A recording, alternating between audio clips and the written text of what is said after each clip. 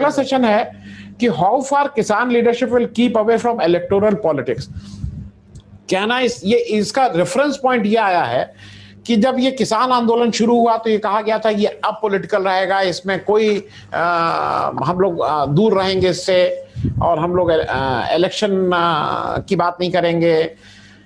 लेकिन बंगाल इलेक्शन में यहां से कुछ लीडर गए और उन लीडर ने जाके वहां बीजेपी हराओ का नारा दिया, किसको जिताओ ये नहीं कहा। फिर अभी हाल के दिनों में आपके जो एक लीडर थे चौधरी साहब, उन्होंने कहा कि नहीं, we must fight elections in Punjab, क्योंकि उनके अनुसार बीजेपी और कांग्रेस दोनों को टेस्ट कर लिया गया, दोनों किसी काम लायक नहीं। राकेश टिकैत जी के भतीजे गौरव टिकैत जी का स्टेटमेंट आ गया कि हम लोग चुनाव लड़ेगी भारतीय किसान यूनियन। अब वो शायद फिर से उन्होंने कहा कि नहीं लड़ेगी। एक तरफ इस सारे माहौल के बीच में सबसे पहले मैं मेरे साथ प्रोफेसर अजीत झा हैं, मेरे साथ आतंजीत सिंह साहब आप जुड़ गए हैं, और मेरे साथ एपी सिंह साहब हैं। तो प्रोफेसर साहब आपसे इसलिए कि आप सब गांव से ताल्लुक रखते हैं, किसानी से ताल्लुक रखते हैं। आज आप भले ही दिल्ली विश्वविद्यालय पढ़ाते हैं, लेकिन मूल रूप से हर एक के घर। और डॉक्टर संदीप पांडे हैं। प्रोफेसर साहब आप ही से शुरू करते हैं, ये कितना पॉलिटिकल रह पाएगा, क्या रह पाएगा कि बिना इलेक्शन लड़े हमारा एक किसान आंदोलन कितना प्रभावी रहेगा?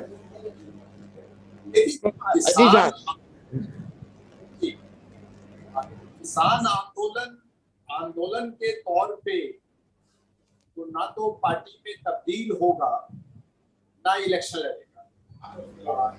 इस बारे में मेरे मन में कोई शक नहीं है किसी किस्म का। और आंदोलन कभी पार्टी नहीं बनते हैं, कभी इलेक्शन नहीं लड़ते हैं, ऐसा नहीं होता है। लेकिन किसान आंदोलन एक पार्टी में तब्दील हो जाए और इलेक्शन लड़े, इसके बहुत उदाहरण नहीं है। दूसरा, इस आंदोलन का दूसरे कई आंदोलनों से फर्क भी है। अब शरद जोशी महाराष्ट्र में उन्होंने एक आंदोलन शुरू किया, वो किसान आंदोलन था, और 84 के चुनाव में वो अपनी पार्टी बना करके चुनाव के मैदान में उतरे।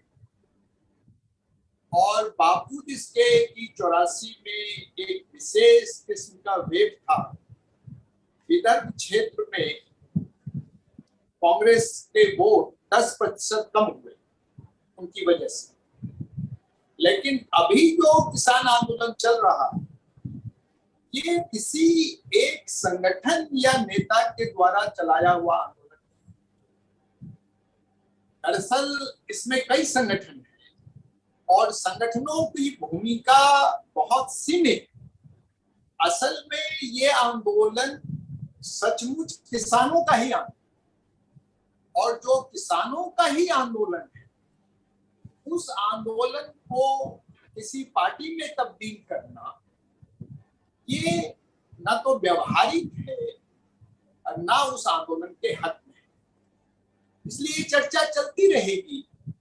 कुछ किसान संगठन इसकी बात करते रहेंगे, और कुछ राजनीतिक रुझान के किसान नेता भी इसकी बात समय समय पे करते रहेंगे। लेकिन उनके लिए इस आंदोलन को पार्टी में तब्दील करना कभी संभव नहीं हो पाएगा। एपी सिंह साहब आपके पास आ जा रहा हूं, और मैं बहुत स्पष्ट इसलिए पूछ रहा हूं कि एक तरफ आपका पूरा ये जो किसान आंदोलन है उसने कहा था पॉलिटिकल पार्टीज का नहीं, दूसरी तरफ आपके एक बड़े नेता राकेश टिकैत साहब जो एक बड़ा चेहरा हो गए हैं इस आंदोलन का, वो ममता बनर्जी के पास जाते हैं और उनको बुके देते हैं। एक तरफ वो चढ़ने नहीं देते हैं जयंत चौधरी को अपने मंच पे, वो चौटाला के जो छोटे चौटाला आते हैं उनको नहीं चढ़ने देते हैं, नहीं हम पॉलिटिकल आदमी नहीं चढ़ेगा। खुद जाके वहां कलकत्ता में उनको फूल देने लगते हैं। तो ये कहीं अंतर विरोध नहीं है कि जो सत्ता में है उसके साथ तो पॉलिटिकल कोई दिक्कत नहीं है, जो सत्ता में नहीं है विपक्ष में उसके साथ ये सब करो। एपी सिंह साहब, मैं आपसे सीधे क्योंकि आप किसान यूनियन को वो करना है, रिप्रेजेंट कर रहे हैं।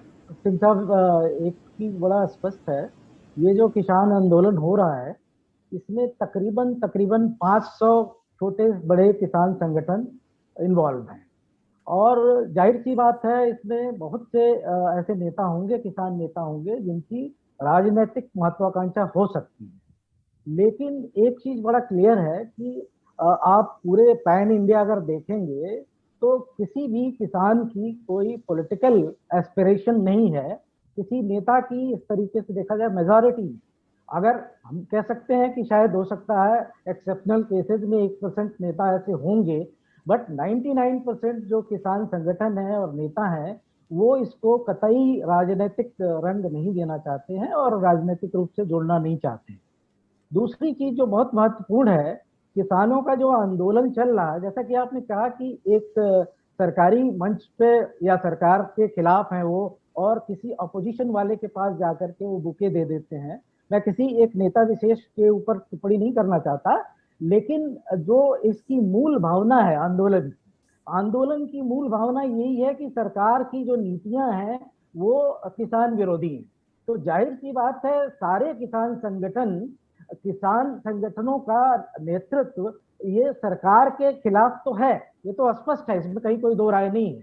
तो जाहिर सी बात है कि सरकार को जहां उनको डेंट पहुंचाया जा सकता है या जैसे भी उनको मैसेज पहुंचाया जा सकता है उसकी हर संभव कोशिश करेंगे। इसीलिए इस तरीके का एक अपील भी हुई कि भाई आप बीजेपी को हराओ।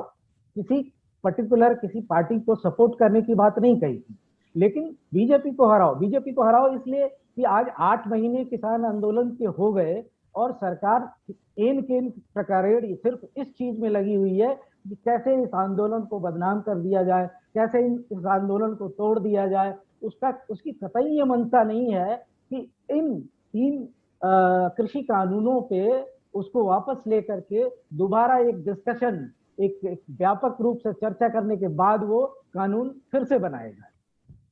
जी, मैं अब आतमजीत सिंह साहब आपके पास आ रहा हूं, और उसका एक प्रमुख कारण यह है कि आप यंग हैं, आप पहले दिन से जुड़े हैं, आपके पास आंकड़े हैं, आप पढ़ते हैं, आप हिंदुस्तान के किसान और बाहर के किसान, यहाँ की पॉलिसी की बात करते हैं। एक व्यवहारिक चेंज कहीं नहीं आया है एटीट्यूड में। जब ये किसान आंदोलन शुरू हुआ था तो उस समय शुरू में इसको कहा गया था कि ये आढ़तियों का आंदोलन है सरकार द्वारा। फिर 26 जनवरी आई और कुछ लाल किले का वो तो हुआ ये खालिस्तानियों का है।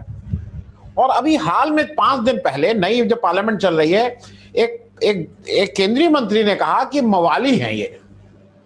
तो मैंने तो मतलब आप लोगों का कोई सरकार की तरफ से कोई चेंज होते हुए नहीं देखा है। अब दिक्कत यह है कि आपको उम्मीद भी इसी सरकार से, भाई सरकार ही इसका कुछ निर्णय लेगी। आप पॉलिटिकली इसको कैसे हैंडल करेंगे आतमजीत सिंह साहब?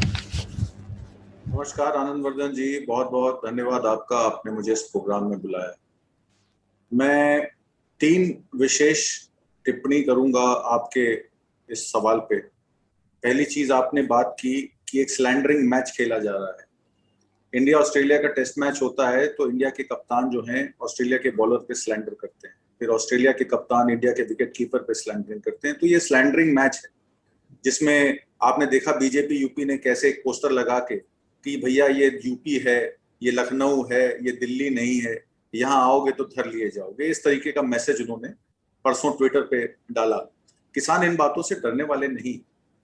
पहली बात तो ये है कि हिंदुस्तान, उत्तर प्रदेश हिंदुस्तान का पार्ट है, लखनऊ उत्तर प्रदेश की राजधानी है। अगर सुप्रीम कोर्ट, माननीय सुप्रीम कोर्ट ने ये कह दिया है कि आंदोलन किसान देश के किसी भी प्रांत में किसी भी जगह कर सकते हैं क्योंकि उनका हक बनता है, तो लखनऊ के चीफ मिनिस्टर साहब का ये कहना कि यहाँ हम बैठने नहीं देंगे और करने नहीं देंगे, ये खुद ही दर्शाता है कि किस तरीके से सरकारें जो हैं देश के किसानों को, बेरोजगारों को और अल्पसंख्यकों को किस तरीके से क्रश करने का एक रखती है। अब दूसरी टिप्पणी मैं करूंगा आपके इस प्रोग्राम में इस सारे मामले पे, सवाल पे, जिसमें आपने कहा कि प्रोफेसर अजीत झा ने कहा कि सिंस ये आंदोलन जो है वो 40 संगठनों का मिलके पहले पंजाब से चला, 32 संगठन चले, फिर यहाँ पे और संगठन जुड़े, तो करीब 100-150 संगठनों का ये एक आंदोलन है जिसमें कोई एक आदमी लीड नहीं कर रहा है इसको। तो ये पॉलिटिक्स में जाने की तरफ नहीं है। हम भी ये कहते हैं कि हमारा कोई राजनीति में जाने का, कोई व्यक्ति विशेष का कोई मंशा नहीं और ना ही हम करना चाहते। हम सिर्फ ये चाहते हैं कि जो ये 3 कानून कॉर्पोरेट गवर्नमेंट ने या कॉर्पोरेट्स की सपोर्टेड इस गवर्नमेंट ने बनाए हैं, उनको ये वापस ले लें और उस पर डिस्कशन के लिए एक पैनल बना दें जिसपे किसान रेडी है। और एमएसपी पे अगर प्रधानमंत्री मोदी जी कहते हैं कि एमएसपी थी है और रहेगी, तो मुझे कोई लगता नहीं दिक्कत की उसमें लिख के देने में या लॉ बनाने में कोई आपत्ति होनी चाहिए सेंट्रल गवर्नमेंट को। वैसे भी आप ये भी समझते हैं एग्रीकल्चर एक स्टेट सब्जेक्ट है, और सेंटर ने ये जो ट्रेड एंड प्रमोशन का लॉ उसको एग्रीकल्चरल जामा पहना के एग्रीकल्चरल फार्म बिल बना दिया कि उसमें एम्पावरमेंट है, प्रोटेक्शन है। आप भी समझते हैं एम्पावरमेंट प्रोटेक्शन बिचौलियों की है, थर्ड पार्टी की है, स्पॉन्सरशिप्स की है, एग्रीगेटर्स की है, एमएसपी को लेकर एसेंशियल कमोडिटीज एक्ट को हटा के असीमत भंडारण की है। तो बहुत सारी चीजें हम लोग इसमें डिस्कस कर चुके हैं और हम इस बात को समझते भी। तीसरी टिप्पणी मैं आपको जो करूंगा वो वाइडर ऑब्जेक्टिव में ये करूंगा कि जो हिंदुस्तान की डेमोक्रेसी है वो ऑन इट्स वे आउट लग रही है मुझे, क्योंकि जो वेटेड गवर्नमेंट्स हैं अगर वही सर्वेलेंस बैठा देंगी ऑपोजिशन लेड गवर्नमेंट्स पे और उनको गिराएंगी एमएलए की खरीद फरोख्त करके, हॉर्स ट्रेडिंग करके, तो फिर डेमोक्रेसी रहे कहां पे। मैं अब आपको एक और आंकड़ा दे देता हूं कि डेमोक्रेसी रिपोर्ट 2020 की स्वीडन इंस्टीट्यूट ने नोट करी है कि India has almost lost its status as a democracy. और हमारी रैंकिंग, आप हैरान होंगे, ग्वाटेमाला, हंगरी और सियरा लियोने के कंपैरिजन में है। तो ये हम लोग का जो पतन हुआ है as a democracy, slow death, वो क्यों हुआ है? वो पेजेंट्री फार्मर्स की प्रॉब्लम्स को लेकर हुआ है, माइनॉरिटीज जो इफेक्ट हुई एनआरसी में उसको लेकर हुआ है, अनएम्प्लॉयमेंट को लेकर हुआ है, और जो भी हमारे विक्टिम हैं इस अनकंट्रोल्ड इकोनॉमिक्स के, जिसको चंद कॉर्पोरेट इस गवर्नमेंट को, सरकार को चलाना चाहते हैं, और टॉप डाउन अप्रोच है। और ये टॉप डाउन अप्रोच ही इस डेमोक्रेसी को खत्म कर रही है। जब तक बॉटम अप्रोच नहीं होगी, जब तक बॉटम से लोग उठ के इस आंदोलन में, क्या इस देश में संविधान को बचाने के लिए खाली ईवीएम मशीन पे बटन दबाना हमारी जिम्मेदारी नहीं रह जाती। हमारी जिम्मेदारी बियॉन्ड इलेक्शन रिजल्ट्स है, हमारी जिम्मेदारी बियॉन्ड मेजॉरिटेरियन रूल है। हमारी जिम्मेदारी ये है कि जितने भी अनलॉफुल रूल्स हैं, जिस तरीके से जुडिशरी की इंडिपेंडेंस को खत्म किया जा रहा है, जिस तरीके से ब्यूरोक्रेटिक मैकेनिज्म के द्वारा करप्शन को इंस्टीट्यूशनलाइज किया जा रहा है, और जिस तरीके से ये रीग्रुपिंग हो रही है पोस्ट इलेक्शन, जिसमें स्पाईवेयर मैकेनिज्म के जरिए ऑपोजिशन लेड स्टेट गवर्नमेंट्स को गिराया जा रहा है अनडेमोक्रेटिक मींस के जरिए, हमको इसको टारगेट करना है। टारगेट सोसाइटी, हमारी जो सरकार है उसको एज अ वेलफेयर स्टेट काम करना चाहिए, ना कि as a authoritarian majoritarian state. यही ये मैसेज है जो इस किसान आंदोलन से हम इस सरकार को देना चाहते हैं। इसमें इलेक्शन लड़ना ना लड़ना, पॉलिटिक्स का पार्ट बनना ना पटना, बहुत दूर की बात है। पहली बात तो यह है कि इस देश के संविधान को, इस देश के लोकतंत्र को और इस देश की कॉमन सिटीजनरी को कैसे बचाया जाए, इस पे विचार होना चाहिए, बजाय इसके कि किसान पॉलिटिक्स में जाएंगे कि ना जाएंगे।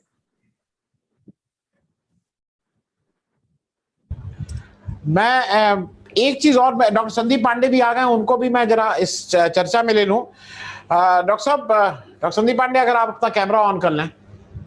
हाँ, डॉक्टर संदीप पांडे, एक चीज ये है, जैसे यहाँ पे कहा गया ना कि पॉलिटिकल एस्पिरेशंस, मेरे हिसाब से अगर पॉलिटिकल एस्पिरेशन आज जी एक प्राइवेट कंपनी में माल बेचने वाला, जो कल तक आपके दरवाजे पे नेता के खड़ा रहता था माल बेचने के लिए, वो अगर मंत्री बन सकता है, तो पॉलिटिकल एस्पिरेशन होना कोई खराब बात नहीं है। पॉलिटिकल एस्पिरेशन में मैं कोई बुराई नहीं देखता हूं, लेकिन साथ में ये भी देखना है कि हमारी जो पॉलिटिकल लीडरशिप है, क्योंकि देखिए अंत में सवाल का हल तो यहीं से निकलेगा, लीडरशिप से। वो कहां चली गई है डॉक्टर संदीप पांडे? क्योंकि आप एक पॉलिटिकल पार्टी से भी ताल्लुक रखते हैं और आप मूल रूप से एक्टिविस्ट हैं, आप लोगों की समस्याएं उठाते हैं, तो ये पॉलिटिकल लीडरशिप का ज्यादा फेल्योर नहीं लग रहा है आपको?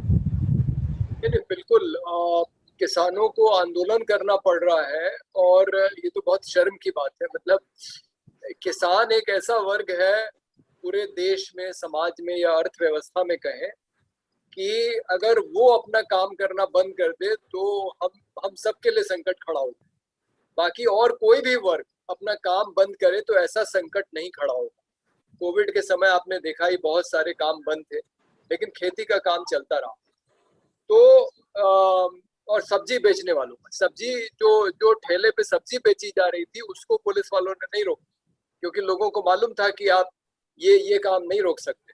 तो इतना महत्वपूर्ण क्षेत्र होते हुए भी कोई भी राजनीतिक दल इस मुद्दे को उस तरह से नहीं उठा रहा है जिस तरह से उठाना चाहिए।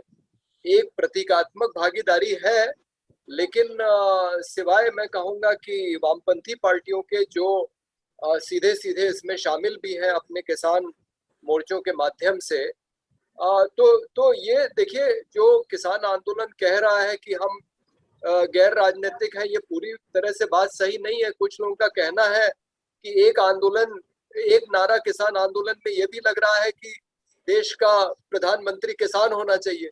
तो जैसे ही आप ये बात करते हैं कि देश का प्रधानमंत्री किसान होना चाहिए, तो आप राजनीतिक बात कर रहे हैं। और इसमें बहुत सारे संगठन हैं, खास करके वामपंथी संगठन, जो सीधे सीधे चुनावी राजनीति में है भी, तो इसमें कोई बुरी बात नहीं है। लेकिन और आपकी बात बिल्कुल सही है कि किसानों को पूरा अधिकार है राजनीतिक हस्तक्षेप करने का। लेकिन देखिए, राजनीति की एक प्रवृत्ति होती है। अब अन्ना आंदोलन में अन्ना हजारे राजनीति में नहीं गए, लेकिन अरविंद केजरीवाल चले गए। तो अन्ना हजारे कभी राजनीति में जा ही नहीं सकते, उनकी वो प्रवृत्ति नहीं है। तो मेरा ये कहना है कि आंदोलन में जो किसान संगठन गैर राजनीतिक रहना चाहते हैं, उनको उनकी पूरी स्वतंत्रता है, वो उस तरह से आंदोलन में हिस्सा ले सकते हैं। लेकिन जब तक मुद्दे का राजनीतिकरण नहीं होगा, देखिए, आप इस बात पे ध्यान दीजिए कि सरकार किसानों की बात क्यों नहीं मान रही। किसानों की बात सिर्फ इसलिए नहीं मान रही है क्योंकि उसको लग रहा है कि पंजाब और हरियाणा की जो लोकसभा की सीटें हैं, वो इतनी नहीं है कि हमारी अगली सरकार को कोई खतरा है। जैसे ही इसमें उत्तर प्रदेश, बिहार के किसान उस तरह से शामिल हो जाएंगे जिस तरह से पंजाब और हरियाणा के किसान हैं या उत्तरी राजस्थान के किसान हैं, सरकार इसको नजरअंदाज कर ही नहीं सकती। क्योंकि भारतीय जनता पार्टी को पश्चिमी उत्तर प्रदेश में नुकसान हुआ है पंचायत चुनाव में, इस बात को कोई नजरअंदाज नहीं कर सकता। राष्ट्रीय लोकदल की वापसी हो रही है राजनीति में, ये सिर्फ किसान आंदोलन की वजह से हो रहा है। तो यही प्रक्रिया अगर एक व्यापक रूप ले ले तो सरकार को बात सुननी ही पड़ेगी। तो आंदोलन के साथ राजनीति जुड़ी हुई है, और ये सबकी अपनी स्वतंत्रता है। जो संगठन है कि वो तय करें कि वो कितनी सक्रिय भूमिका इसमें निभाएंगे। मैं प्रोफेसर झा आपसे एक और चीज कहूं जो इसी बात को आगे बढ़ा दूं। जो डॉक्टर संदीप पांडे कह रहे हैं कि आज की तारीख में कहां से कितनी सीट आ रही हैं, कौन कितनी एमपी दे सकता है, देश के निर्णय इसके अनुसार हो रहे हैं। मतलब आप देख ले तो वो इलेक्शन फोकस्ड अब इस समय हमारा सारा प्लानिंग हो रही है। मैं इसको इस तरह से कहूं कि जैसे पंजाब में भाजपा को पता है कि कुछ नहीं हो सकता है, शायद 3 एमएलए वो थे, वो भी अब कितने रह जाएंगे नहीं मालूम। तो भाजपा एक तरह से वहां छोड़ चुकी है, और वहां तो पक्ष और विपक्ष दोनों कांग्रेसी हो गई है। कांग्रेसी के अमरिंदर सिंह पक्ष हैं, विपक्ष में उनको एक आदमी मिल गए हैं, नवजोत सिंह सिद्धू। तो मुझे कभी कभी लगता है, लोग कहते हैं कि इससे बर्बाद हो रहा है, मुझे लगता है पॉलिटिकली वो विपक्ष का भी स्पेस घेर ले रहे हैं। कोई मतलब एल्बो रूम ही नहीं मिल रहा है विपक्ष को काम करने का। खैर प्रोफेसर झा, मैं आपसे एक चीज और समझना चाहूंगा कि मुझे ऐसा लगता है कि आज इस पॉइंट पे किसान आंदोलन पहुंच गया है कि अगर सरकार किसान आंदोलन को हल कर दे तो उसका पॉलिटिकल फायदा होगा। मुझे लगता है उसका वोट का फायदा होगा, क्योंकि उसके जो एक प्रशंसक थे, लेकिन उस प्रशंसक में कुछ लोग पूर्व प्रशंसक होते जा रहे हैं। तो वो जो पूर्व प्रशंसक है उनको फिर वापस तो politically it is a wise decision सरकार के लिए कि किसानों की इन बातों को माने। प्रोफेसर झा, आपको क्या लगता है? देखिए, आपकी बात सही है, इसमें कोई दो राय नहीं है। लेकिन जो सरकारें होती हैं जिनमें तानाशाही का तत्व बहुत ज्यादा होता है,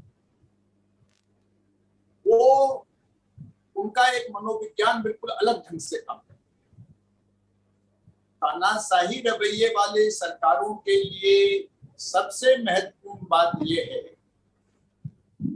कि उन्हें लगता है कि अगर कभी भी वो झुकते हुए नजर आएंगे, दबाव में नजर आएंगे,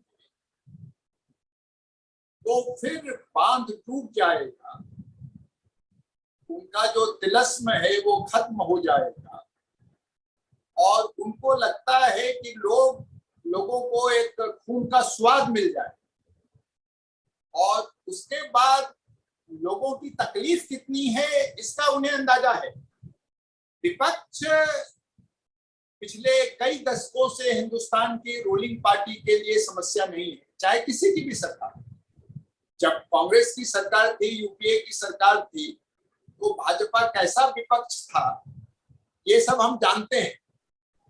किस ढंग से अपने घरों में बंद थे और किस ढंग से प्रतीकात्मक विरोध करते थे ये हम सब जानते हैं।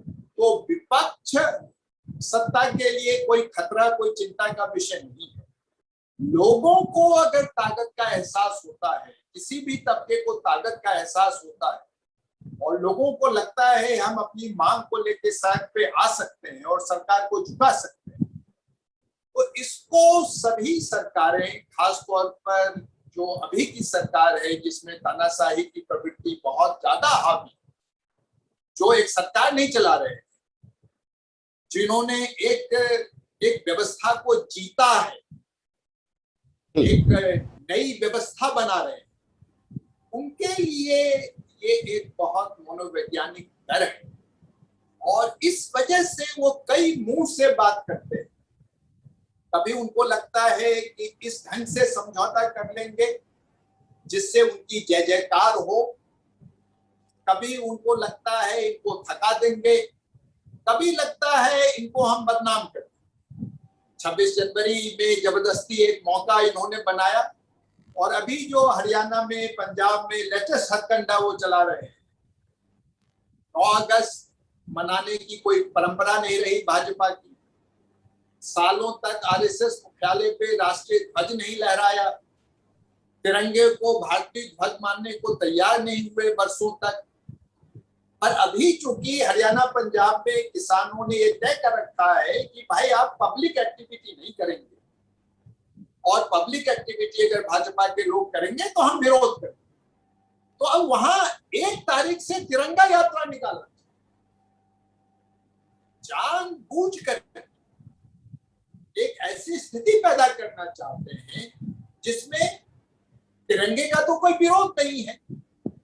जगह जगह किसान तिरंगा लहराते हैं। 26 जनवरी को वो तिरंगा लगा के ट्रैक्टरों में दिल्ली के अंदर आए, पर अब ये तिरंगा लगा के एक रणनीति के तहत किसानों के सामने जाना चाहते हैं और किसी भी तरीके से कुछ लफड़ा हो जिसमें कहा जाए कि तिरंगे का अपमान हो गया। जैसे अभी गंगानगर में एक दलित नेता को भेजा जानबूझ, जिससे ये झगड़ा खड़ा किया जा सके कि किसान लोग दलितों का विरोध कर रहे हैं। तो इस ढंग के कई हथकंडे भाजपा सरकार चलाएगी, लेकिन जब ऐसे सवाल पर कोई आंदोलन होता है जिसमें आप मेरी पेट पे लात मार रहे हैं, मैं तकलीफ में हूं, मैं गरीब हूं, उसको मैं बर्दाश्त करने को तैयार हूं, दशकों से बर्दाश्त कर रहा हूं, कोई बात नहीं, पर आप उसमें और ज्यादा लात मारना चाहते हैं और साथ में ये ढिढोरा भी पीटना चाहते हैं कि मेरे लिए आप रामराज ला रहे हैं। इसको किसान कभी बर्दाश्त नहीं करेगा, इसका किसान विरोध करेगा, सख्ती के साथ करेगा, सफलतापूर्वक। बहुत बहुत धन्यवाद झा साहब, प्रोफेसर झा। एपी सिंह साहब, मैं आपसे एक और प्रश्न पूछ रहा हूं, इसलिए पूछ रहा हूं क्योंकि दर्शकों को भी कुछ बात पता लगे। ये सुन के ताज्जुब होगा कुछ लोगों को, इस देश की जो वर्तमान पॉलिटिकल लीडरशिप है, तो सबसे शीर्ष पे हमारे मोदी साहब प्राइम मिनिस्टर, और उसके बाद के 3 मंत्री अगर देखें तो वैसे तो अमित शाह हैं, लेकिन शायद वैसे लिखा जाता है राजनाथ सिंह, ताकत के हिसाब से तो अमित शाह साहब हैं। राजनाथ सिंह, गडकरी साहब, अमित शाह साहब, ये 4 मंत्रियों में उनको छोड़ दीजिए मोदी जी को, गडकरी जी, राजनाथ सिंह और अमित शाह, एडीआर की रिपोर्ट देख लीजिए, अपने को किसान कहते हैं, प्राइमरी, ये कहते हैं हम लोग किसान हैं। और जिस देश की सबसे ताकतवर अगर वो लीडरशिप किसान है, तब आप लोगों की दुर्दशा क्यों हो रही है एपी सिंह साहब? ये बड़े दुर्भाग्य की बात है कि अगर वो तीनों लोग अगर अपने को किसान मानते हैं तो उनको तो ये पहले दिन ही किसानों ने जब ये मांग की कि तीनों कृषि कानून को तुरंत वापस ले लिया जाए। मैं 1 मिनट रोक रहा हूं, मैं अपने दर्शकों को कह दूं, एडीआर है, उसमें चले जाइए, myneता.com, खुद ही देख लीजिए, क्योंकि ये मैंने वहां से पब्लिक डोमेन से लिया है। इन लोग खुद ही अपना हलफनामा दिए हुए हैं कि हमारी प्राइमरी इनकम किसानी है। चलिए माफ कीजिएगा जी। नहीं नहीं, बिल्कुल कहा आपने। तो अब इसमें मेरे ख्याल से जनता के सामने इससे बड़ा झूठ तो और कोई हो नहीं सकता है। सबको पता है कि भाई ये लोग क्या हैं।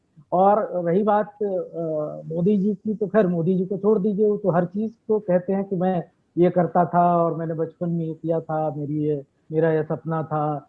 और जाहिर सी बात है उन्हीं को फॉलो कर रहे हैं अमित शाह साहब भी। और राजनाथ सिंह जी से जरूर थोड़ी, एक तरीके से देखा जाए तो किसानों को बड़ा डिसअपॉइंटमेंट हुआ है, क्योंकि वो जरूर बड़े बेसिक मुद्दों से जुड़े हुए व्यक्ति हैं। और जब किसान तो कतई नहीं कह सकते, क्योंकि वो भी उनका भी मूल आय तो शिक्षक थे, तो जाहिर सी बात उससे था, तनख्वाह से था, सैलरी से था। लेकिन किसानों से उनका सरोकार रहा है। लेकिन उनकी भी भूमिका जो है इसमें कहीं से भी कतई किसानों के पक्ष में या मूल मुद्दों के साथ नहीं रही है। तो ये तो बड़ी हास्यास्पद सी चीज है। जनता खुद समझना चाहे तो समझ सकती है, और जो लोग आंखों पे अपने पर्दा लगा रखे हैं वो कुछ भी नहीं समझना चाहते हैं, तो जाहिर सी बात है उनके लिए तो वो मोदी जी और अमित शाह साहब और गडकरी जी सारे किसान ही हैं, बिल्कुल किसान हैं जी। नहीं तो मैं जो बेसिक प्रश्न रह जाता है कि भाई किसान की बात तो किसान ही दर्द समझ रहा है। अब ये अपने को या तो किसान कहना बंद कर दें, या तो क्योंकि आप अगर किसान हो के भाई, जैसे मैं आपको अपने साथ एक चीज शेयर कर लूं। जब मैं नौकरी करने गया और मैं कहता था मेरे पिता क्या किसान, तो एक लोगों को लगता था अच्छा किसान का लड़का है, मतलब एक लोगों के मन में एक वो था। लेकिन मुझे लगता था भाई मैं तो किसान का लड़का हूं, तो इसमें अच्छी बात है, मैं तो भाई तुम्हें खिलाता पिलाता हूं। बिल्कुल। और it was a matter of pride for me, जो हो सकता है। और आज जब इतने अनुभव के बात हुआ हो, तो किसान का ये, हम लोग जो भी किसानी करते हैं, किसान जिसके घर में, वो मैटर ऑफ प्राइड है। मैं उस दृष्टि से, मैं आतंकजीत सिंह साहब आपसे एक और चीज समझना, मतलब आपसे का रिएक्शन चाहूंगा और आपको बता दूं एक और किस्सा। इसमें से प्रोफेसर झा हैं जो बहुत सीनियर हैं, डॉक्टर संदीप पांडे हैं, ये दो लोग इस चीज को जानते हैं। जॉर्ज फर्नांडिस साहब के यहाँ एक हम लोगों के साथी थे अनिल हेगड़े साहब जाके कोको कोला के अगेंस्ट वो देते थे, प्रदर्शन करते थे, रोज गिरफ्तारी देते थे, वो रेल भवन वाले चौराहे पे। और उनको वहां पे वो आती थी जिप्सी, वो बिठा के पार्लियामेंट स्ट्रीट थाने ले जाती थी और वहां से वो छोड़ दिए जाते थे। और ये उन्होंने कोई 11-12 साल चलाया और वो गिनीज बुक में आ गए। और कभी कभी ऐसा होता था ये लेट हो गए तो थाने वो फोन ही करता था जिप्सी वाला कि अरे साहब अनिल जी कहाँ रह गए, तो अरे कहते अरे थोड़ा देर हो गई, हम आ रहे हैं, वो कोई नहीं मिला, वो दौड़ते हुए आते थे, फिर वो बिठा।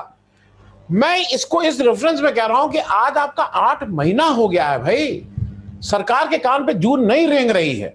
तो मुझे कभी कभी डर ये लगता है कि वो अनिल हेगड़े के कोको कोला का जो आंदोलन और वो था, ये उस तरफ तो नहीं बढ़ रहा है कि आप बैठे रहिए।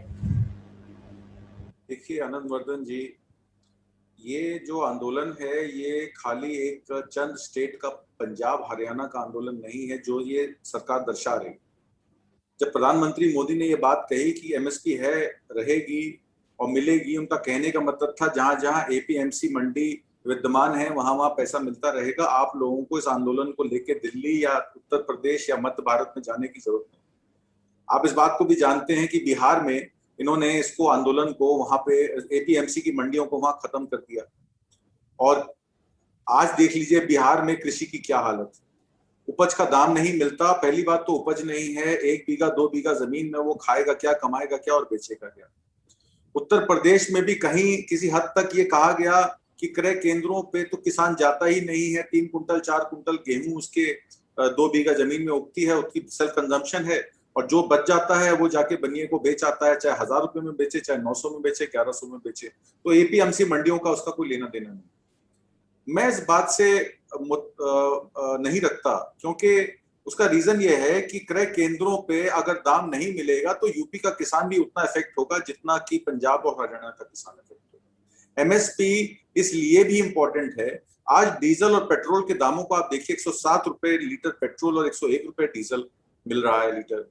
बिजली अधिनियम में इन्होंने 175 रुपए पर हॉर्स पावर का फिक्स चार्ज भी लगा दिया इलेक्ट्रिसिटी का। और उसके अलावा बीज और खाद थर्ड पार्टी के थ्रू ये जो है बेचेंगे, और वही थर्ड पार्टी इसकी क्वालिटी कंट्रोल भी करेंगे। मतलब जो मेरा कातिल है वही मेरा मुनसिब है। वो पहले मुझे खाद बीज बेचेगा और जिसको मैं बीज को डालूंगा, खाद को डालूंगा, फसल उगाऊंगा और उस फसल को उगाने के बाद जो उसका दाम मिलना चाहिए उसकी क्वालिटी कंट्रोल चेक भी मेरे जिम्मे। अगर उसकी क्वालिटी पर्याप्त नहीं पाई जाती तो वो नुकसान भी मेरा है एग्रीगेटर्स की तरफ से। तो मेरा कहने का मतलब है कि इस सरकार ने ये बिल जब लेके आई थी तो ये कह के लाई थी कि बिचौलिए खत्म हो जाएंगे। बिचौलिए तो खत्म हो नहीं रहे, इसमें स्पॉन्सर्ड बिचौलिए आ रहे हैं, बड़े बिचौलिए आ रहे हैं। कोका कोला जैसी कंपनियों वाले, वॉलमार्ट और बड़े बड़े कॉर्पोरेट्स आ रहे हैं जो किसानों को पहले बीज और खाद देंगे, फिर उन्हीं की सब्सिडरी कंपनीज उस क्वालिटीज को चेक करेंगी और उसको रिजेक्ट करेंगी या उस माल के प्राइस को गिराएंगी और तब जो कॉर्पोरेट स्पॉन्सर्स हैं उसको खरीदेंगे उनकी रिकमेंडेशन पे। तो आप समझ सकते हैं कि एक वचीबद्ध तरीके से ये किसानों को, एग्रीगेट्स को इकट्ठा करके 1 एकड़, 5 एकड़, 2 हेक्टेयर वाले किसानों को 5000 हेक्टेयर के ये एग्रीगेट्स में लाना चाहते हैं। तो मामला बहुत बड़ा है। ये कोका कोला कंपनी का एक आदमी के विरोध का नहीं है, ये देश के लोकतंत्र का मामला है। ये लोगों को किसानी, अब आप खुद किसान के बेटे हैं, हम किसानी में हैं, आप ये समझ सकते हैं कि इस देश के 70 करोड़ लोगों का काम धंधा, पैसा, बेरोजगारी, लेबर आपके उस पैसे से चलती है। यूपी की बात ले लें, 6,989 रुपए पर कैपिटा इनकम में 5,400 रुपया, सीएसईपी की रिपोर्ट है, 5,400 रुपया जो उसका मनी है वो खाली लेबर से आता है, ना कि किसानी से आता है।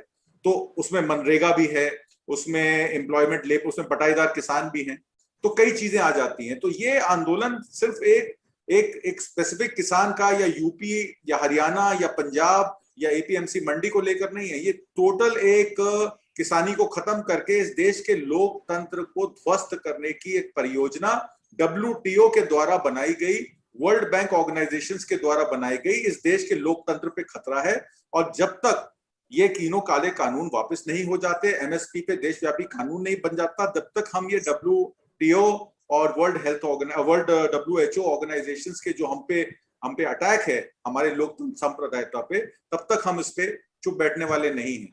और आप इस बात को समझ लीजिए कि अगर ये सरकार, जैसे आपने कहा कि जू नहीं रेंगती इनके, तो अगर ये बात नहीं सुनेगी और हठधर्मी पे उतर आएगी तो अगले 3 साल में आप सत्ता परिवर्तन भी देखेंगे। पोलराइजेशन से, कम्युनलाइजेशन से हिंदुस्तान की सरकार नहीं चल सकती। आप इस बात को समझते हैं। इंडिया की गवर्नमेंट, हिंदुस्तान का परिवेश बहुत बड़ा है, यहाँ हिंदुस्तान की सांस्कृतिक धरोहर बहुत बड़ी है। हिंदुस्तान के जितने भी आप समझिए कम्युनिटीज हैं जो इस देश में एक दूसरे के साथ मिलकर रहती हैं और इस देश की स्ट्रेंथ बनाती हैं, जो देश का सबसे बड़ा डेमोक्रेटिक ढांचा है, वो एक WTO के एजेंडे से ध्वस्त नहीं होगा, ना ही वो एक सत्ता विशेष से जो कि कॉर्पोरेट का प्रपोजल सॉल्व कर रही है या उनका मकसद हल कर रही है, उससे भी नहीं होगा। या तो ये सरकार गिरेगी या किसानों की बातें मानी जाएंगी, तीसरा कोई विकल्प है नहीं इस बात पर। जी, मैं डॉक्टर संदीप पांडे आपसे एक और चीज, क्योंकि देखिए हम लोगों को अच्छा लगे या ना लगे, हम लोग जो भी कहते रहे हैं, जो प्रेजेंट लीडरशिप सरकारें हैं, जो सरकार है खास करके केंद्र की, उसको इलेक्शन ही समझ में आता है। वो इलेक्शन ड्रिवन है, सारी चीजें, उसकी सारी पॉलिसीज इलेक्शन ड्रिवन है। और अगर आप इलेक्शन ब्लॉक नहीं हैं तो उनके लिए आप बहुत रेलेवेंट नहीं है। अब वो एक आपने देखा, अच्छा ये केवल उन्हीं के ऊपर नहीं है, वो शुरू करते हैं, बाकी पार्टीज फॉलो करती हैं। जितिन प्रसाद जी आए, उनको ब्राह्मणों का नेता, जितिन प्रसाद जी कौन से ब्राह्मणों के नेता हो गए थे, लेकिन वो किया गया ब्राह्मणों का नेता। उनकी देखा देखी 1 महीने बाद अब बीएसपी शुरू हो गई है, ब्राह्मण सम्मेलन, उनका देखा देखी अब समाजवादी शुरू हो गए हैं, वो ब्राह्मण सम्मेलन। एक तो मैं आपसे ये, क्योंकि मेरे लिए वो खबर थी जो आपने मुझे बताई थी, वो जरा आप बताइए कि, क्योंकि ये जानना जरूरी है। जो ये 70 करोड़ किसानों की बात करते हैं, किसान मजदूरों की बात करते हैं, उसमें सबसे बड़ा वर्ग है वो दलितों का है।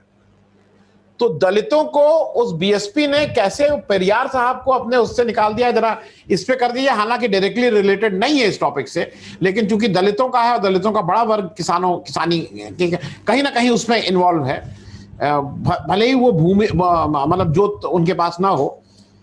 और दूसरी बात यह कि आप इलेक्शन ब्लॉक कैसे बनेगा, आपकी अपनी, आप ब्राह्मण ब्लॉक, लिंगायत के अलावा कोई और चीफ मिनिस्टर नहीं बन सकता है। तो अब इस तरह की बात, कब तक किसान का कोई इलेक्शन ब्लॉक, दोनों चीजें, पेरियार वाली बात भी जरा बता दीजिए और इलेक्शन ब्लॉक हम लोग कब बन सकते हैं? जी जी, नहीं ये बात बिल्कुल सही है आनंद जी की जिस तरह से अपनी राजनीतिक पार्टियां असली मुद्दों को छोड़ के वो जातिवादी राजनीति और जातियों के समीकरण बैठाने की कोशिश करती है, ये बहुत दुर्भाग्यपूर्ण। और जैसे आप किसानी के बारे में कह रहे थे कि अगर ये सरकार किसानों की मांग मान ले तो उसको पूरे देश के किसानों का समर्थन मिल जाएगा। अगर वो न्यूनतम समर्थन मूल्य को एक कानूनी अधिकार बना दे, और क्यों नहीं बना सकती भाई? मनमोहन सिंह ने शिक्षा को कानूनी अधिकार बनाया, खाद्य सुरक्षा को कानूनी अधिकार बनाया, और बहुत सारे कानून लाए। वन अधिकार, वनों के अंदर आदिवासियों का अधिकार हो गया है जमीन पे, तो आप क्यों नहीं बना सकते न्यूनतम समर्थन मूल्य को कानूनी अधिकार? और बाकी पार्टियों को भी ये मुद्दा, मुझे ये समझ में नहीं आ रहा कि बाकी पार्टियां क्यों नहीं कर रही हैं। बाकी पार्टियां क्यों नहीं कहती हैं कि हम अगर चुनाव जीत के आएंगे तो न्यूनतम समर्थन मूल्य को कानूनी अधिकार बनाएंगे? अभी तक किसी एक भी पार्टी ने नहीं कहा। और आप बिल्कुल सही कह रहे हैं कि ये जातियों की जोड़ तोड़ की राजनीति में लगी हुई है। और इसमें जो मैंने आपसे शेयर किया था वो मजेदार बात ये है कि बहुजन समाज पार्टी जो दलितों की पार्टी मानी जाती है, और एकदम बिल्कुल बात सही है कि किसानी के काम में भाई राजनाथ सिंह और गडकरी और अमित शाह किसान अपने आप को इसलिए कह रहे होंगे क्योंकि वो शायद कुछ जमीन के मालिक होंगे, लेकिन उस जमीन पे जो काम करता है वो तो भूमिहीन दलित है, जिसके लिए डॉक्टर लोहिया का नारा था कि जो जमीन को जोते बोए वही जमीन का मालिक हो। तो वो तो खैर इस देश में हुआ नहीं।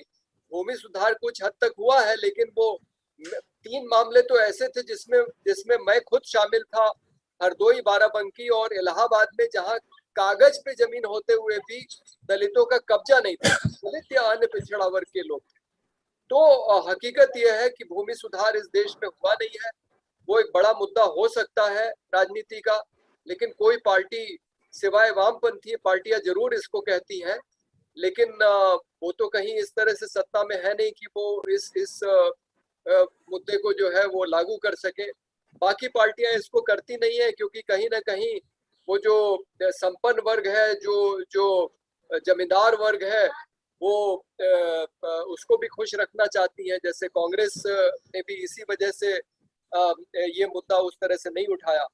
तो बहुजन समाज पार्टी जब आई थी पहले और काशीराम, मायावती दोनों ब्राह्मणवाद, मनुवाद के खिलाफ बोलते थे, नारा लगाया जाता था तिरक तराजू और तलवार, इनको मारो जूठा चार। लेकिन जब इनको ये समझ में आया कि सिर्फ दलितों की मदद से आप सरकार नहीं बना सकते, और मुलायम सिंह के साथ जो इनका गठबंधन था, जो एक बहुत शक्तिशाली गठबंधन था दलितों और पिछड़ों का, और उसी की वजह से जो राम मंदिर आंदोलन था वो कुछ हद तक पीछे गया। लेकिन ये दुर्भाग्य था कि पिछड़ों और दलितों का गठबंधन टूट गया। बहुत सारे लोग कहते थे कि अगर हिंदुत्व की राजनीति को रोकना है तो पिछड़ों और दलितों के गठबंधन को मजबूत करना चाहिए, लेकिन दुर्भाग्य से वो नहीं चला उत्तर प्रदेश में। एक घटना जो वीआईपी गेस्ट हाउस में हुई, उसके बाद वो एकदम असंभव हो गया। लेकिन जब मायावती को ये समझ में आया कि अब हमें किसी न किसी के साथ हमें गठबंधन बनाना पड़ेगा, और उन्होंने ब्राह्मणों के साथ जब गठबंधन की बात की तो ब्राह्मणों की ये शर्त थी कि आपके जितने दलित प्रतीक हैं उसमें से आप पेरियार को हटा दी। बाकी किसी पे आपत्ति नहीं थी, नारायण गुरु पे आपत्ति नहीं थी, डॉक्टर अंबेडकर पे तो आपत्ति हो ही नहीं सकती किसी को, और भी जो उसमें थे उस पे किसी पे आपत्ति नहीं थी, लेकिन सावित्रीबाई फूले, ज्योतिबाई फूले, छत्रपति साहू जी महाराज, लेकिन पेरियार पे आपत्ति थी, क्योंकि पेरियार सबको मालूम है ब्राह्मणवाद, मनुवाद के सबसे बड़े विरोधी रहे हैं दक्षिण।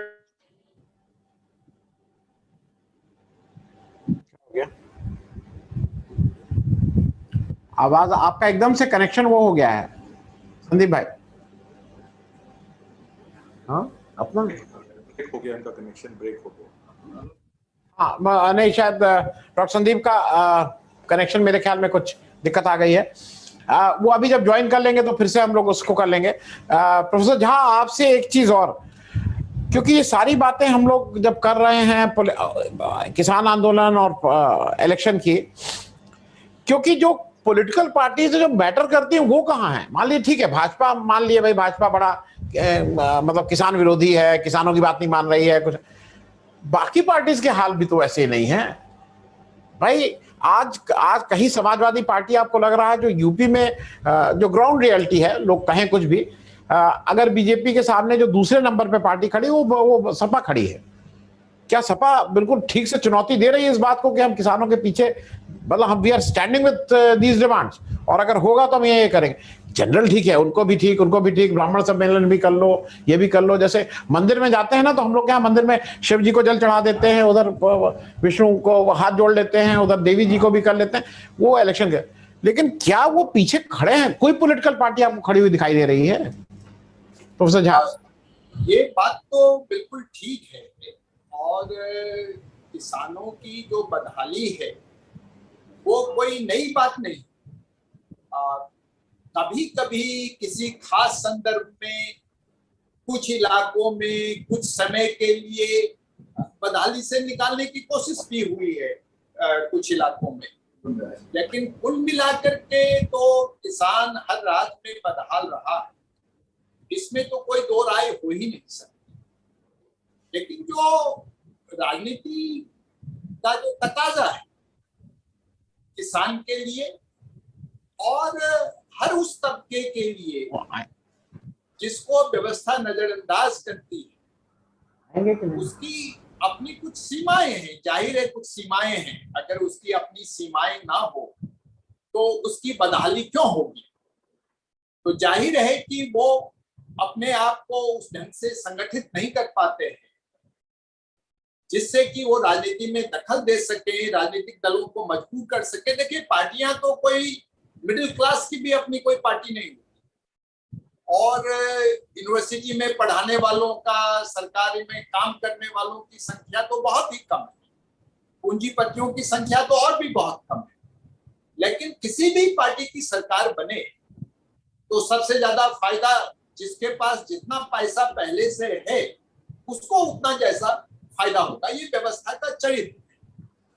पर जो किसान आंदोलन का संदर्भ है वो ये है कि किसान पर एक नया हमला हुआ है और किसान इस हमले का मुकाबला कर रहा है, किसान इस हमले का मुकाबला करेगा। और किसान और सभी मेहनत कश लोगों की रणनीति यही होती है कि हम शायद सरकार में नहीं आ सकते, शायद अपनी पार्टी भी नहीं बना सकते, पर कोई भी सरकार अगर एक सीमा से जाके आगे जाकर के हमारे खिलाफ काम करती है तो उस पर हम पॉलिटिकल कॉस्ट इंपोज कर सकते हैं, उसको राजनीतिक कीमत चुकानी पड़ेगी। और यही भाषा पॉलिटिकल पार्टी समझती है, इसके अलावा कोई दूसरी भाषा पॉलिटिकल पार्टी समझती नहीं। और लोकतंत्र में मेहनत का समूहों के सामने यही हथियार होता है। इसलिए अगर आज जाकर के वो ममता बनर्जी से राकेश टिकैत मिल रहे हैं तो वो तो बीजेपी नेताओं से रोज मिलने को तैयार हैं। उनके साथ तो किसानों ने पता नहीं कितने राउंड नेगोशिएशन किया, कोई एक राउंड तो नेगोशिएशन किया नहीं। किसानों की डिमांड केवल सेंट्रल गवर्नमेंट से तो है नहीं, कई जगह स्टेट गवर्नमेंट से भी है किसानों की डिमांड। तो आंदोलन के क्रम में जो राजनीतिक अंतर विरोध हैं व्यवस्था की पार्टियों के, उसका इस्तेमाल किसान करेंगे, उसका इस्तेमाल किसान करेंगे, लेकिन उसका इस्तेमाल किसान केवल और केवल अपने हित के लिए कर रहे हैं। इसके अलावा उनका दूसरा कोई मकसद नहीं है। इस मायने में कोई भी जन आंदोलन एक राजनीतिक आंदोलन होता ही है, इसमें कोई दो शक की बात नहीं। पर किसान आंदोलन क्या कुछ नेताओं की व्यक्तिगत महत्वाकांक्षा का साधन बनेगा? क्या किसान आंदोलन उस अर्थ में राजनीतिक है? किसान आंदोलन उस अर्थ में राजनीतिक नहीं है, और किसान आंदोलन उस अर्थ में किसी भी नेता को आंदोलन को हाईजैक नहीं करने देगा। ये जो कानून बने हैं, इन कानूनों का जो नकारात्मक प्रभाव है, इससे भारतीय व्यवस्था को पीछे हटना पड़ेगा, चाहे वो भाजपा की सरकार हो या कोई भी दूसरी सरकार। जी, मैं एपी सिंह साहब आपके से एक और प्रश्न मुझे पूछना है। देखिए, ये हम सब लोगों को पता है कि उत्तर प्रदेश का जो विधानसभा चुनाव है वो बहुत से मानों में देश के आने वाले दिनों की पॉलिसी को, नीति को, दिशा को तय करेगा। क्योंकि अगर उत्तर प्रदेश में जैसा अभी तैयारी हो रही है और जैसा लग रहा है कि अगर भाजपा कहीं जिसको कहते हैं स्लिप करती है, और जैसा आपने कहा कि राजनाथ सिंह जी से बहुत हम सब लोगों को अपेक्षाएं थी, सबको अपेक्षाएं थी, वो भी शायद इसलिए वहां बैठे हुए हैं कि अगर वो इस मुद्दे पे कहीं हटते हैं तो भाई उनको यह है कि अगर वहां कोई सीट खाली होती है तो वो एक स्ट्रॉन्ग कंटेंडर हैं। और अगर उत्तर प्रदेश से आ रहे हैं तो उनको बिल्कुल साफ पता है कि अब उनका और दावेदारी उनकी और अमित शाह जी के बीच होगी। वो गोलबंदी तो आप देख ही रहे हैं ना, वो पॉलिटिकल गोलबंदी वो योगी जी को अपने साथ कर लिए हैं। जब वो अब योगी जी का सब डीआरडीओ का वो करते हैं, योगी जी से मिलने हैं, ये सब हो रहा है। उत्तर प्रदेश का 2022 का चुनाव किसान आंदोलन के लिए कितना महत्वपूर्ण है? देखिए, 2022 का जो उत्तर प्रदेश विधानसभा का चुनाव है, उसमें निश्चित रूप से जो किसान आंदोलन जो चल रहा है उसका जो सरकार के और भाजपा के जो मंसूबों पे जो एक तरीके से कुठाराघात होगा वो पश्चिमी उत्तर प्रदेश में होगा, ये तो बिल्कुल ऐसा दिखता है। वहाँ जिस तरीके से आरएलडी अभी इमर्ज की है और जयंत चौधरी ने भी उसको बहुत अच्छे तरीके से संभाला भी है, और वहाँ पे आपने पढ़ा होगा, सुना होगा कि वहाँ पे भाजपा के नेता गाँव में जा भी नहीं पा रहे हैं, क्योंकि हर गांव का जो समिति है या उनके संगठन है, उन्होंने अपना बाकायदा बोर्ड और बैनर लगा रखे हैं कि भाई कोई भी बीजेपी का नेता गांव के अंदर प्रवेश नहीं कर सकता। कई बड़े नेताओं को भी वापस वहां से आना पड़ा है। तो किसान आंदोलन का असर बीजेपी के चुनावी एजेंडे पे और उनकी जो संभावित जो जीत, बहुत से लोग ऐसे कह रहे हैं कि उनके लिए 2022 भी उतना ही आसान है जैसे 2017 था, लेकिन उसके बीच में एक बहुत बड़ा रोड़ा जो है, ये किसान आंदोलन का जो इम्पैक्ट वेस्टर्न यूपी में पड़ा है उसका तो कतई उससे नकारा नहीं जा सकता। रही बात पूर्वांचल और मध्य उत्तर प्रदेश की, तो आप भी पूर्वांचल से आते हैं और मैं भी पूर्वांचल से ही हूँ, तो हम लोगों को अच्छी तरीके से पता है कि पूर्वांचल में तो जो किसान है वो बहुत गरीब किसान है, एक तरीके से गरीब मजदूर कह लीजिए उसको, एक किसान है। उनकी जो है वो लैंड होल्डिंग वेस्टर्न यूपी के अपेक्षा या पंजाब हरियाणा के अपेक्षा बहुत ही कम है, नहीं के बराबर है। और वहाँ के किसान को तो आप मोटे तौर पे एक मजदूर की संज्ञा आप दे सकते हैं, बहुत चुनिंदा कुछ लोगों को छोड़ करके। तो वहाँ पे जाहिर सी बात है अभी उतना इम्पैक्ट नहीं दिख रहा है जिसका कि भाजपा को आने वाले चुनाव में नुकसान पहुंचे। लेकिन निश्चित रूप से जो किसान संगठन है वो इस बात की पूरी कोशिश कर रहे हैं कि पूर्वांचल और मध्य उत्तर प्रदेश में भी इस आंदोलन की जड़ें और मजबूत की जाएं, जिससे कि 2022 का उनका जो बीजेपी का जो चुनावी रथ है उसको रोका जा सके।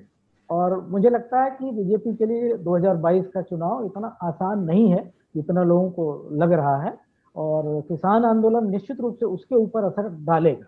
रही बात आप जो एक इसका जो दूसरा पहलू है, सिक्के का दूसरा पहलू है कि सरकार इस आंदोलन को दबाने के लिए क्या कर सकती है, ये एक बड़ा मुद्दा हो सके, बड़ा सवाल है कि हो सकता है कि सरकार 2022 के विधानसभा चुनाव के पहले कुछ न कुछ और बड़ा कदम उठा सकती है जो किसान आंदोलन को नुकसान पहुंचाने की हो सकती है, उनको बांटने की हो सकती है, उनको बदनाम करने की हो सकती है।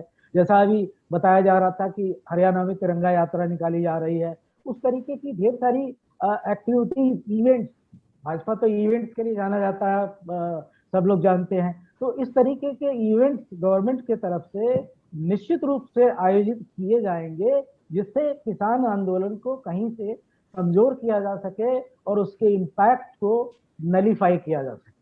ये जरूर सरकार करेगी, ये मेरा व्यक्तिगत मानना है, आकलन है इस तरीके का। जी जी जी। डॉक्टर संदीप पांडे, आपका वो कनेक्शन वो हो गया था, आप अगर अपनी बात कंप्लीट कर लें। डॉक्टर संदीप पांडे। मैं माफी चाहता हूँ, ऐसा पहली बार हुआ कि वो बिजली जाने के साथ इंटरनेट कनेक्शन भी टूट गया, हालांकि यूपीएस लगा हुआ, पता नहीं कैसे। तो मैं कह रहा था कि ये बहुजन समाज पार्टी ने किया, ब्राह्मणों के साथ गठबंधन करने के लिए पेरियार को हटाया, और अब आप देखिए कि जो ब्राह्मणवाद के खिलाफ नारा लगाती थी, अब वो अयोध्या में ब्राह्मण सम्मेलन करा के कह रही हैं कि राम मंदिर हम ही पूरा करवाएंगे। ये पता नहीं कौन सी होड़ जो है चालू हो गई है कि अब जो है बहुजन समाज पार्टी भी राम मंदिर बनाने का काम अपने हाथ में लेना चाहती है। ये दिखाता है कि इस देश की राजनीति कितनी अवसरवादी हो गई है, और जो ये बहुत दुर्भाग्य है हमारा कि जो हमारे असली मुद्दे हैं इस देश के, और आज की बहस के संदर्भ में तो सबसे बड़ा मुद्दा इस समय खेती किसानी का है। उस मुद्दे को जिस तरह से राजनीतिक दलों को लेना चाहिए था, अगर इसमें से एक भी पार्टी पूरी तरह से इस मुद्दे को उठा ले, जो सिर्फ जयंत चौधरी अभी उठा रहे हैं क्योंकि उनके दादा एक किसान नेता के रूप में जाने जाते थे, इसलिए वो तो उठाएंगे ही, लेकिन ना तो इसको समाजवादी पार्टी उठा रही है, ना इसको बहुजन समाज पार्टी उठा रही है, और ना कांग्रेस उठा रही है। ये बड़ा दुर्भाग्य है। और लेकिन ये जरूर है कि जैसा हमारे सभी साथी कह रहे हैं, ये आंदोलन आने वाले चुनाव को निश्चित प्रभावित करेगा, क्योंकि कई बार जब राजनीतिक पार्टियां जो है उनकी गाड़ी जब पटरी से उतर जाती है तो जनता ही मुद्दे जो है तय करके राजनीति की दिशा बदलती है। इस देश में कई बार हुआ है, जयप्रकाश आंदोलन में हुआ, अन्ना हजारे के आंदोलन में हुआ, और उसी तरह से अब किसान आंदोलन में भी ये होगा निश्चित रूप से। पश्चिम बंगाल में कुछ न कुछ भूमिका जरूर रही है किसान आंदोलन की, उसको नकारा नहीं जा सकता, और आने वाले चुनाव में भी किसान आंदोलन की भूमिका होने वाली है। किसान भले ही सीधे सीधे सक्रिय राजनीति में हिस्सा न ले, लेकिन वो वोट तो देगा ही, वो इस देश की राजनीति को बदलेगा। जी, मैं आत्मजीत सिंह साहब आपसे अंतिम, क्योंकि समय का थोड़ा वो है, मैं एक चीज और, क्योंकि जब मैं इलेक्शन पॉलिटिक्स कर रहा था लेकिन किसान वाली बात आ जाती है तो थोड़ा हम सब लोग इमोशनली उसके साथ वो हो जाते हैं, तो विषय से मतलब इलेक्शन से भटक जाते हैं। मैं जरा आपसे एक चीज और समझना चाहता हूँ, ये जब आंदोलन शुरू हुआ था तो मुझे ठीक से याद है कि अंबानी और अडानी जी का बहिष्कार शुरू हो गया था, और पंजाब में शायद वो बहिष्कार, हालांकि सरकार कह रही थी तोड़फोड़, लेकिन वो बहिष्कार ही था, और उससे इनको दिक्कत भी हुई थी। मुझे ठीक से याद है कि अंबानी जी की तरफ से एक चिट्ठी लिखी गई थी, एड आने लगा था कि भाई हम लोग का इससे मतलब नहीं, हम लोग तो दिक्कत तो होती है। तो गांधी जी का ये जो अस्त्र वो हम लोग को दिए हुए हैं बहिष्कार वाला, उसका इस्तेमाल क्यों नहीं किसान आंदोलन कर रहा है? बहिष्कार तो कई चीजों का किया जा सकता है। आनंद वर्धन जी, इसमें थोड़ी कॉम्प्लिकेशन है। जब आप कहते हैं कंपनी का बहिष्कार, तो ब्रिटिश साम्राज्य का बहिष्कार किया था हमारे राष्ट्रपिता महात्मा गांधी जी ने। तो उसमें क्या था कि वो ब्रिटिश साम्राज्य की जितनी कंपनियां थी जो ईस्ट इंडिया कंपनी से रिलेटेड थी, जो ब्रिटिश साम्राज्य इनको सपोर्ट करता, चाहे वो कपड़े की कंपनी हो, नमक की कंपनी हो, धान की कंपनी, कुछ भी हो, तो वो उन कंपनियों का विरोध कर रहे थे। अब यहाँ रिलायंस में प्रॉब्लम क्या है, रिलायंस हर चीज में घुसा हुआ है। अब मेरे पास परसों कुछ मेरे जानने वालों का फोन आया पटियाला से और अमृतसर से कि भैया यहाँ इन्होंने रिलायंस ट्रेंड्स और रिलायंस स्मार्ट और रिलायंस ये और रिलायंस मार्ट वो सब बंद करवा दिए हैं, और लैंडलॉर्ड्स परेशान हो रहे हैं। लाखों की संख्या में एम्प्लॉइज जो हैं अपनी ऑर्गेनाइजेशन ज्वाइन नहीं कर पा रहे हैं। अब ये प्राइवेट बिजनेसेस को अगर हम लोग ट्रैक करना शुरू कर देंगे, उन पे वार करना शुरू कर देंगे, तो इसमें सरकार को एक और बाइनरी मिल जाएगी कि देखिए मुकेश अंबानी जी ने कह दिया था कि हमारा किसानी ये फार्म बिल से कोई रिलेशन नहीं है, ना हम किसी बिजनेस मॉडल में हैं इनके, तो हमें तो आप बख्श दीजिए, ना हमारे जियो के टावर पे अटैक कीजिए, ना हमारी मॉल्स पे, हमारे ट्रेंड्स पे, हमारी स्मार्ट सिटी पे अटैक कीजिए। तो ये एक बहुत कॉम्प्लिकेटेड एक व्यवस्था हो जाती। तो इसमें उनके रिप्रेजेंटेटिव्स, लैंडलॉर्ड के रिप्रेजेंटेटिव्स और रिलायंस कंपनी के कुछ रिप्रेजेंटेटिव्स आके हमारे सिंगू बॉर्डर पे हमारे किसान नेताओं से मिले। कल भी मीटिंग थी और परसों भी थी। इनफैक्ट बहुत लेटेस्ट बात मैं आपको बता रहा हूँ, जो आपने सवाल मुद्दा उठाया है, शायद आपने अकस्मात उठा दिया, पर ये एक्चुअली ये अभी चल रहा है वहां पे। तो अभी इस पे फैसला होना बाकी है कि हम क्या रिलायंस की सारी कंपनियों पे तालाबंदी या असहयोग करेंगे, या हम सिर्फ उन्हीं कंपनियों पे, जैसे अदानी ने एफसीआई के ठेके लिए हैं, विलमार के जो रिलेशन में जो कंपनियां ऑलरेडी एग्रीमेंट्स कर चुकी हैं, चाहे वो भारतीय एयरटेल है या कोई भी है, क्या हम उन लोगों को टारगेट करेंगे? तो इस पे अभी कोई व्यापक फैसला नहीं हो पाया है। मेरा पर्सनल मत ये है कि प्राइवेट बिजनेसेस को हमें तभी टारगेट करना चाहिए अगर उनका कृषि से रिलेटेड या कॉन्ट्रैक्ट फार्मिंग से रिलेटेड या असीमत भंडारण से रिलेटेड कोई डायरेक्ट लिंक है। अगर उनका कोई डायरेक्ट लिंक नहीं है तो हमें ऐसी कंपनियों को बंद करके देश की अर्थव्यवस्था को और देश में जो अनएम्प्लॉयमेंट, आप जानते हैं कोरोना काल में ऑलरेडी 2 करोड़ से 4 करोड़ अनएम्प्लॉयड लोग घर बैठे हैं, मनरेगा में इतना काम नहीं है, गांव देहात में खाने को रोटी नहीं है और सुसाइड्स भी बढ़ गए हैं। तो मैं ये चाहता हूं कहना कि जो प्राइवेट बिजनेसेस हैं जो डायरेक्ट किसानी को अफेक्ट नहीं कर रहे, उनको इस आंदोलन से हटा देना चाहिए। आंदोलन हमारा सिर्फ सरकार की नीतियों के खिलाफ है, WTO के एजेंडा के खिलाफ है और हमारा फोकस सिर्फ उसी तरफ रहना चाहिए। थैंक यू आतमजीत सिंह साहब। मैं आग्रह करूंगा आप थोड़ी देर अगर रुक जाएंगे, क्योंकि अगला सेशन थोड़ा ऐसा है जो आपके इंटरेस्ट का हो, आप सब लोग जो भी अगर रुक सकते हो थोड़ा टाइम दे सकते हो, क्योंकि थैंक यू सो मच। किसान इलेक्शन में कितना प्रभावशाली भूमिका निभाएगा ये तो आने वाला समय बताएगा।